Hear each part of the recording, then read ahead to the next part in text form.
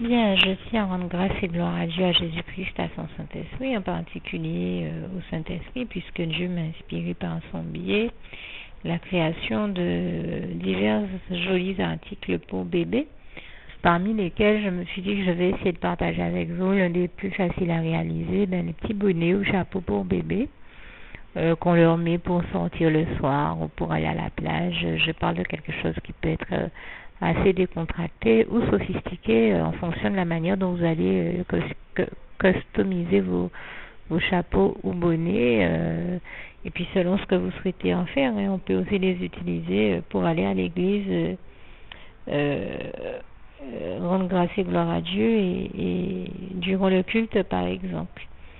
Et donc, eh bien, je rends grâce et gloire au Saint-Esprit qui m'a inspiré au moins trois astuces différentes que je partage avec vous ici. Alors, je commence par parler du modèle le plus simple, que personnellement j'ai envie d'appeler la rose du Saint-Esprit, parce que déjà, bien, quand je l'ai fait, je me suis rendu compte que ça donnait un modèle qui ressemble un peu à des pétales de rose.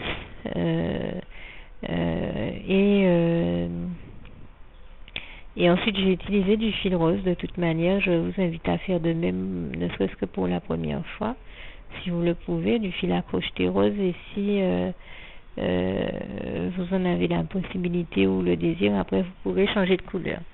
Par contre, je précise ici, ça me paraît important, que ça nous donne un modèle qui est léger, facile à réaliser. J'ai pris 50 minutes montre en main pour le réaliser, mais je demeure persuadée donc qu'il y en a qui peuvent prendre 50 minutes à 60, donc soit environ 1 heure pour le réaliser. Donc c'est vous dire que c'est vraiment réaliser un bonnet en un temps record. Le résultat que l'on obtient avec ce modèle-là, c'est un peu comme une fleur, une rose, mais ça donne un résultat qui est de l'ordre du filet. C'est-à-dire que ça fait un petit peu comme une rose. Si on la pose sur des cheveux, on aura le dessin de la rose. Mais avec les cheveux en creux, c'est-à-dire qu'il y a entre chaque rangée, comme il n'y a pratiquement pas de... C'est très léger, ça ressemble un peu à un filet pour que vous compreniez. Voilà, c'est vraiment un modèle qui est de l'ordre du filet. C'est plus classe qu'un filet, mais c'est un peu comme un filet qu'on poserait sur ses cheveux. Si l'on veut avoir un bonnet ici pour ce modèle-là qui est plein, il s'agit de faire une doublure, soit en tissu, soit soit en tissu sur laquelle par-dessus on court le bonnet enfilé, dont je vais vous donner dans quelques secondes la technique pour le réaliser, soit on fait un autre bonnet au crochet par exemple, par-dessus lequel on vient rajouter ce bonnet toujours fait au crochet, mais qui ressemble plus à un filet, avec une forme de bonnet certes, mais qui ressemble plus à un filet qu'autre chose. Donc pour le second bonnet qu'on peut mettre en dessous en doublure, je vais vous donner, ou qu'on peut porter sans rien, je vais vous donner donc la technique tout à l'heure. Mais je commence par le modèle que j'ai intitulé la rose du Saint-Esprit, et que je trouve personnellement très jolie. Il s'agit tout simplement de l'agrémenter, de customiser ce modèle-là en fonction de ses souhaits, soit de lui mettre une doublure en tissu, au crochet ou autrement, selon ce que le Seigneur vous inspirera de faire. À vous de l'agrémenter selon vos goûts et désirs. Alors, il est très simple à réaliser. Il vous suffit de prendre du fil. C'est vrai que j'ai pas sous les yeux le numéro, mais je crois que c'est du fil. En tout cas, c'est du fil de coton. La qualité que l'on trouve le plus facilement en mercerie. Et donc, c'est pas compliqué. Je n'ai pas nécessairement sous les yeux les références, mais je peux vous dire que attendez, je sais ne pas avoir mon fil très très loin de moi. J'avais dit que je regardais pour vous le diamètre du fil. En attendant, je vous dis quand même par principe que j'ai utilisé un crochet dont la taille est de 1,75 hein. C'est même pas du 2, c'est 1,75, donc il est fin. Et le fil, je sais que c'est du fil que vous trouvez le plus fréquemment, les grosses bobines de fil là qu'on trouve à crocheter, qu'on trouve le plus fréquemment en mercerie. Donc vous n'aurez pas de mal à trouver ça. Si je peux en retrouver les références, je vous les donnerai tout à l'heure. Alors c'est pas compliqué. Pour débuter notre ouvrage, on fait 7 à 10 mailles en l'air. Personnellement, j'ai choisi de n'en faire que 7 parce que je trouve que quand on ferme ces 7 mailles en l'air, on obtient un petit cercle qui est beaucoup plus discret que si on en met 10 et qui nous permet tout de même de faire notre ouvrage. Donc à partir de ces 7 mailles en l'air, on fait une maille serrée et ensuite 3 mailles en l'air à nouveau, comme pour commencer de manière générale n'importe quel autre ouvrage.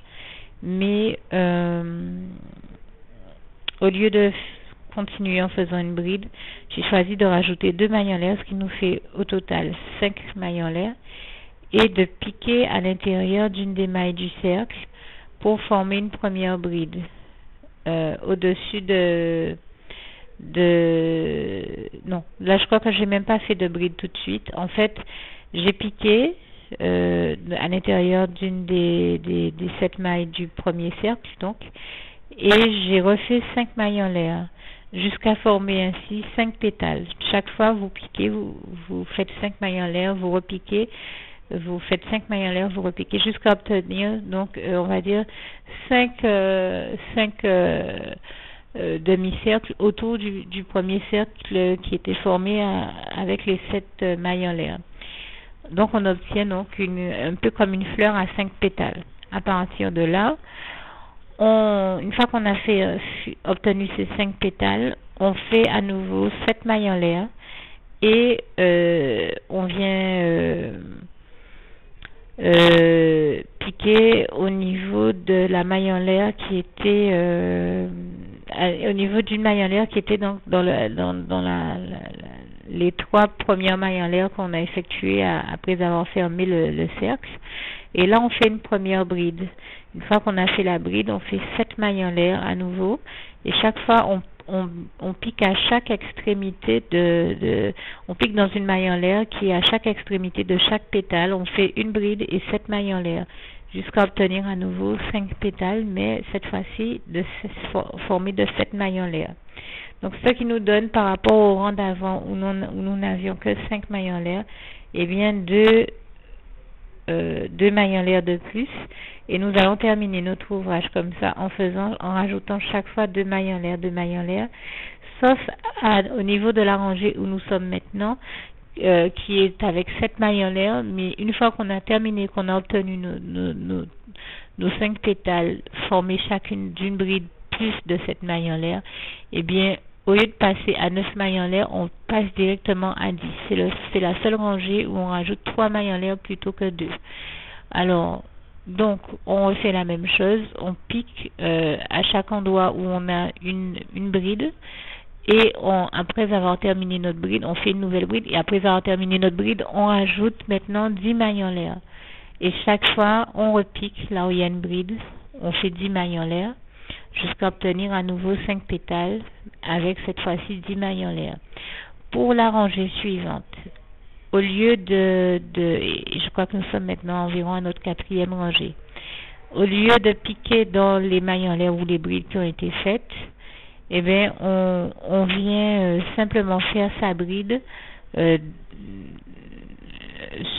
l'on forme sur chaque pétale juste avant la bride qui était déjà là à la rangée d'avant. Et donc on fait une bride, et cette fois-ci, au lieu de faire 10 mailles en l'air, après avoir fini de former sa bride, on fait 12 mailles en l'air. Et chaque fois une bride devant chaque bride existant déjà à la rangée d'avant, et 12 mailles en l'air jusqu'à obtenir 5 pétales formé d'une bride et de 12 mailles en l'air. Pour le rang suivant, la 5e rangée maintenant, on fait de même, mais avec chaque fois pour former notre pétale, une bride plus 14 mailles en l'air. Et on continue ainsi de suite. Chaque fois qu'on obtient nos 5 pétales, on augmente, on fait une bride à nouveau et on augmente de 2 mailles en l'air par rapport à la rangée d'avant, jusqu'à obtenir au total une dernière rangée avec laquelle on a une bride et après chaque bride 24 mailles en l'air. Bon, bien entendu, vous pouvez choisir de faire un bonnet qui est plus large que cela et aller jusqu'à 26, même 30, selon ce que vous cherchez à obtenir. Et bien entendu, aller même encore plus loin si vous cherchez à faire le même bonnet pour adultes. Mais moi, je me suis arrêtée à 24, considérant que ça donnait quelque chose qui, si on l'élargissait plus, serait difficile à gérer si on n'y rajoute pas une bordure ou comment dire ça, un volant ou deux à l'extrémité du bonnet de manière à réussir à mieux le gérer. Alors je vais être claire, si vous souhaitez réaliser une rangée de plus ou un volant ou deux de plus, il vous suffit de rajouter environ 7 à 10, pour ne pas dire 20 même, brides à chaque pétale. Et ensuite de réaliser par-dessus vos volants au crochet, bien sûr. Ou vous pouvez aussi rajouter du galon, des pompons, de la dentelle pour faire des volants aussi, même en tissu, c'est ce que je veux dire. Mais j'ai eu une hésitation en vous disant 10 ou 20 parce que ce n'est pas l'option que j'ai choisie. Dans mon cas, et comme je ne l'ai pas testé, je préfère ne pas vous donner de garantie dessus. Je me suis simplement arrêtée à la dernière rangée formée, comme je le disais, où chaque pétale est formé d'une bride plus de 24 mailles en l'air. Simplement, je précise, comme je le disais, qu'on peut choisir de rajouter des volants à ce bonnet ou une doublure en tissu toujours. Ou moi, je me suis simplement dit que pour solidifier mon bonnet, je vais lui rajouter un fond que qui est comme une doublure, que je vais faire soit en tissu, soit en crochet. À vous, comme je le disais, d'agrémenter selon la manière dont le Saint-Esprit vous inspirera de le faire. Mais j'ai trouvé que c'était un très joli modèle, facile à réaliser en peu de temps. Et je le partage avec vous ici dans l'espoir que ça puisse aider des mamans qui auraient des bébés, notamment quand on a des grossesses multiples ou qu'on a plusieurs enfants, mais pas beaucoup de moyens. Eh bien, ça peut, voilà un modèle qui revient vraiment à pas cher, qui est facilement réalisable. Comme je disais, en moins d'une heure, on peut le terminer. Et moi, je vous dis, en une soirée, là, j'ai fait 2 bonnets comme ça. Et un autre bonnet, et j'ai déjà commencé un 4e bonnet. Donc c'est vous dire que ça va quand même vraiment vite et je demeure persuadée que vous allez pouvoir réaliser ça facilement, à vraiment pas cher, parce que le modèle que je viens de vous donner, non seulement il ne prend pas beaucoup de temps, on le réalise en moins d'une heure, mais en plus il ne prend pas beaucoup de fil non plus. Donc il revient vraiment à pas cher et nous savons que la bobine de fil est environ, ici en Guadeloupe, vendu entre 4 et 8 euros. On en trouve de manière générale pour une moyenne à 6 euros.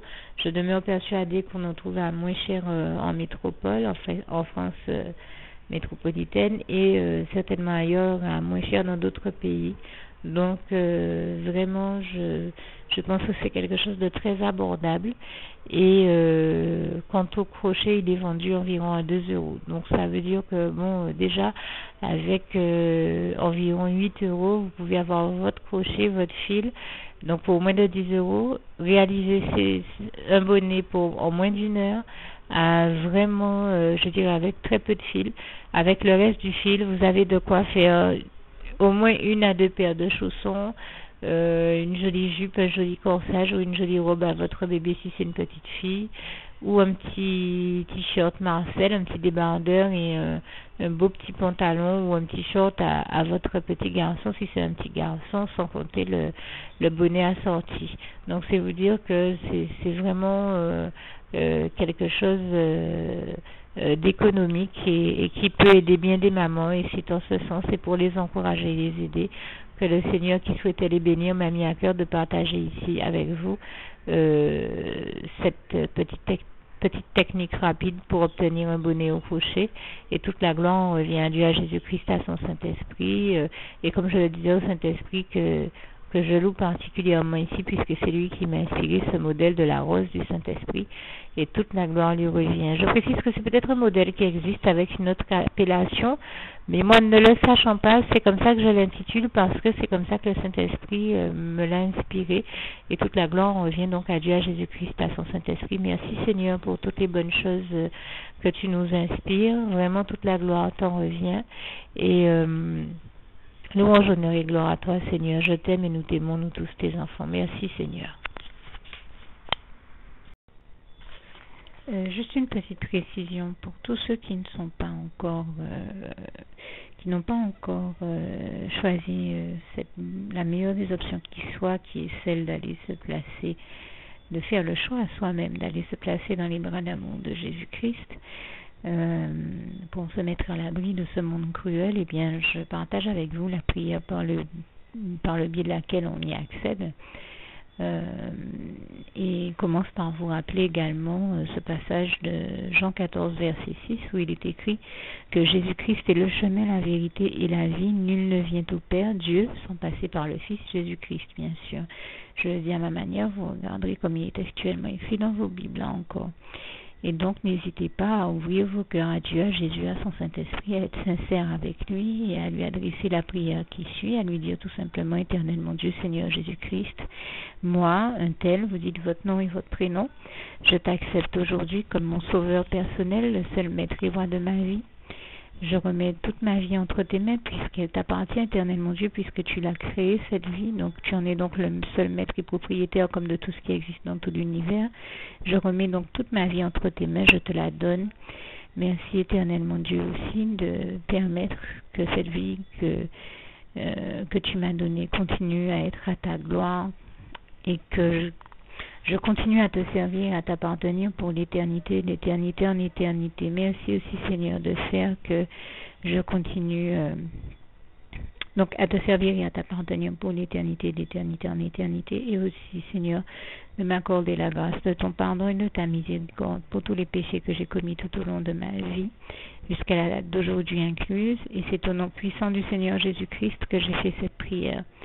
Et à vous tous qui avez fait cette prière, je vous dis que Dieu vous bénisse abondamment, puissamment, richement, et surtout n'hésitez pas à la partager avec tous vos proches et contacts, amis, membres de vos familles, collègues, bien-aimés, tous ceux que vous aimez, et surtout tous ceux à qui Dieu vous mettra à cœur, avec qui Dieu vous mettra à cœur de la partager.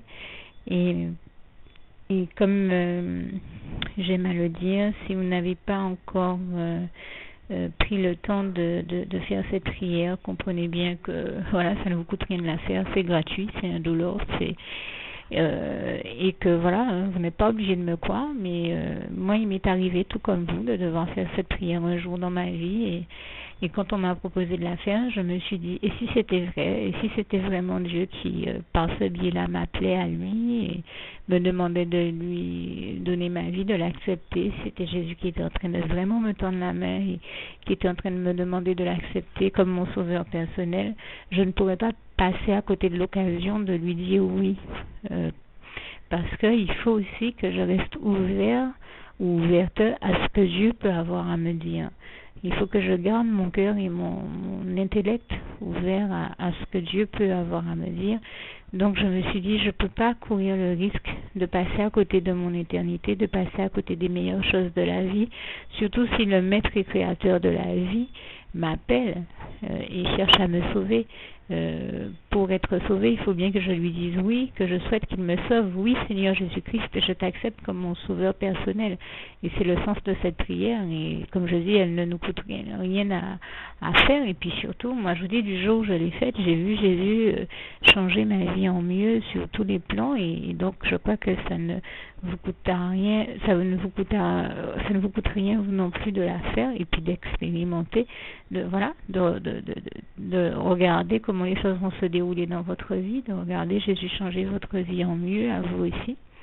Et d'en faire l'expérience. Et pour en faire l'expérience, il faut commencer par faire cette prière. Donc si vous ne l'avez pas encore dite, réembobinez tout simplement cette vidéo ou ce document si vous préférez.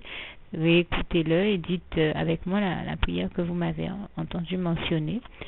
Et n'oubliez surtout jamais que tout est possible à celui qui croit en Dieu, en Jésus-Christ et en son Saint-Esprit, comme il est écrit en Marc 9, verset 23, et que tout est possible à Dieu, comme il est écrit en Marc 10, verset 27. Que Dieu vous bénisse donc et à bientôt.